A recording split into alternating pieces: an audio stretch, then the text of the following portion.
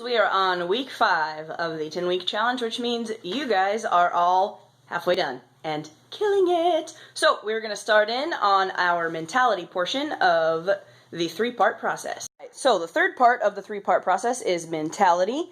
And once again, just so everyone knows where we're at, we are talking about the basics of living a healthy life. View of the 3-part process, we've got nutrition, physical activity, and mentality. The past 2 weeks were physical activity and nutrition in that order, so if you missed those videos and want to check them out, just go back. They're all labeled for you. We're going to jump straight into mentality.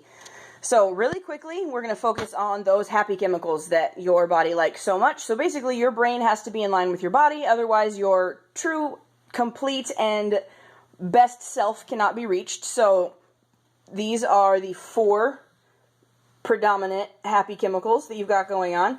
So the serotonin, we'll focus on that one first because we just talked about nutrition. That's like the happy foods or anything carb based. So basically it's a quick release of sugar into your bloodstream and your body feels full and you're like, whew, okay, cool, I feel better. But then there's typically some sort of sugar crash, so try and avoid that instantaneous satisfaction that we all like sometimes and go for a more long-term something, like it says over there. Whoop, where am I at? Right here. Think long-term health. So, alright, so endorphins are released when you exercise. Serotonin is released whenever you're satisfied with something, so like feeling full. A lot of times that's carbs, but if you learn to cook things or order things or eat things that you enjoy, you're going to get that same release without adding on those extra pounds from consuming excess empty calories.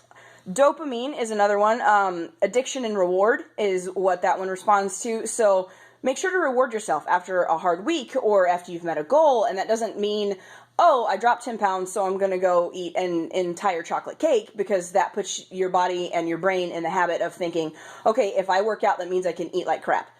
So what that means is, let's say you ran your first 5K. And your shoes are beat up. Buy yourself that new pair of running shoes if you can afford them. If you can't afford them right now, make that a long-term goal for another goal that you reach later on. But something as small as, you and your kids get to go to the movies, or you and your significant other get to go to the movies, or anything like that. You go to a concert, you go outside, reward yourself in some way, shape, or form that is going to make you realize that, hey, I can reward myself in other ways other than just sitting down and gorging. So oxytocin is another one.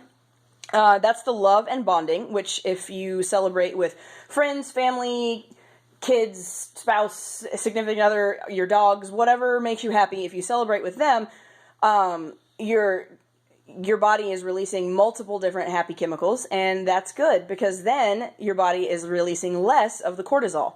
Really quick, I'm going to back up and explain the reason I said what I did about the food. It's because that's a common reward for people is, okay, I'm going to eat a cheeseburger as soon as I lose 5 pounds. That's just an example. Or, oh, I'm going to get the dessert that I want. And that's fine as long as your reward for yourself is not every single time some sort of food, because then it puts your body into the habit of doing so, and usually it's a type of food that we've been avoiding for a very long time. So the only reason I said all those things is because that is a common mistake that people make. Alright, so back on track.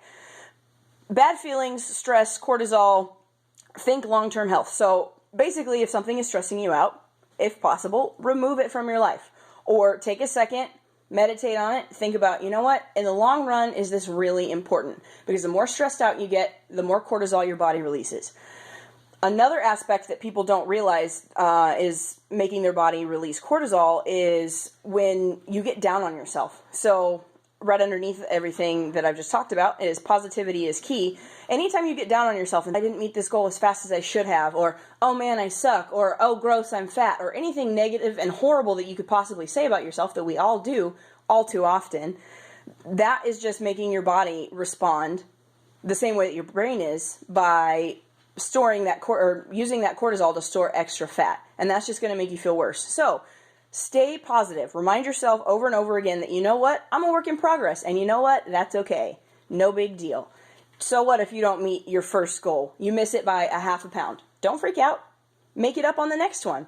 Just keep pushing forward. Don't be too hard on yourself. Be just hard enough, but don't be so hard on yourself that your body feels the need to say, I'm stressed, and therefore I'm not going to make any progress. All right, so Here's some more terms. BMI, or your body mass index. That is simply a ratio of height to weight. It doesn't take into account body composition, which is how much muscle versus fat tissue that you have. Just like I did for nutrition when I said that whenever I say the word diet, that doesn't mean a crash diet or anything that could be long-term unhealthy. Just like when I say the term fat, that's not me calling you fat in an insulting way.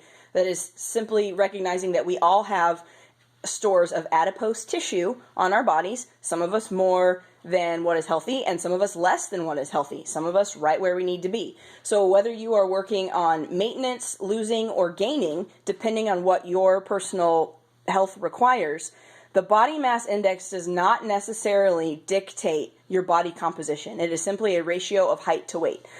So I'm going to jump down to the bottom, the ectomorph, mesomorph, mesomorph, and endomorph. Those are basically body types, and they describe how your body puts on muscle and fat tissue. And we are all different, so don't ever compare yourself to anyone who is an ectomorph if you're an endomorph. Don't compare yourself to a mesomorph if you're an ectomorph, or any combination. There are also body types that are hybrids of two of them. So in between ectomorph and mesomorph, in between mesomorph and endomorph. And that all that is explaining is what's above it. The BMI and your body fat percentage and your body type, they're all different. So don't ever compare yourself to anyone else. Simply compare yourself to what kind of strides and different accomplishments that you have achieved on your own. Don't ever compare yourself to anyone else, because ding, ding, ding, you guessed it, cortisol happens because you're going to get stressed because you don't look like so-and-so. Well, if they're a different body type than you, that would be ridiculous. So a lot of us like to pick celebrities that we want to look like just because, you know, they're prominent in society and we look up to them and we admire their work, etc., etc. So pick a celebrity that is comparable to your body size and your body build. Because for me, if I picked someone like Emma Stone, that would be completely ridiculous, and I would never ever reach those goals because I'm not built like that. Sofia Vergara would be a better example. If you don't know who those two people are, Google them side by side and you will understand the vast difference. Layla Ali would be another person that I could strive to look like, or Serena Williams, but they look very, very different than Emma Watson. What is my deal with Emmas today? Anyway, or I don't know, Kristen Bell. There's another one. So their body types are very, very different. So pick someone, if you need that sort of motivation, pick someone that is going to be a body type that is attainable for you based on your genetics. So with all that being said, keep up the hard work. You guys are awesome, and enjoy your Thanksgiving.